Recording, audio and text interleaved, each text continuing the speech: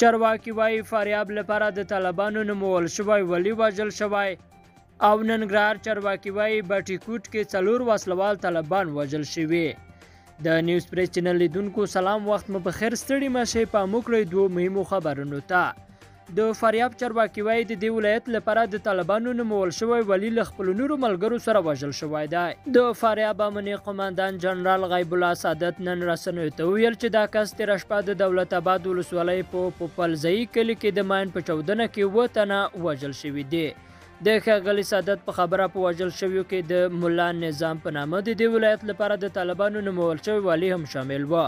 طالبانو تر اوسه په دې اړه څه نه دي ویلي. او د ننګرهار چارواکي وایي په باټي کوټ ولسوالۍ کې د 4 وسلوالو د وژلو ادعا کوي.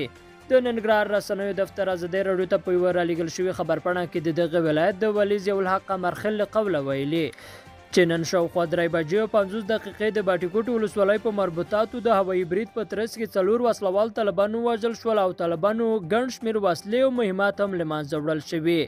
د خبرپاڼې له مخې په دغه بریدونو کې ملکي وګړو ته کوم زیان نه دی وښتی. دا په داسې حال کې دی چې تېره ورځ وسلوالو طالبانو د باټي کوټ په 2 فارم سیمه کې د ځایي پاڅونوالو په پوستو بریدونه کړي چې له امله یې نښته رامنځته شوه او پکې 4 پاڅونوال او 8 وسلوال طالبان وژل شول او 4 پاڅونوال او 6 وسلوال طالبان ټپیان شوي وو. ذبیح الله مجاهد چې ځان د وسلوالو طالبانو ویاند معرفي کوي پر خپله ټویټر پاڼه لیکلي چې په دغه نښته کې 6 افغان سرتیري وژل شوي او 9 نور ټپیان شوي دي. لیدونکو له ملته مننه، ښې چارې.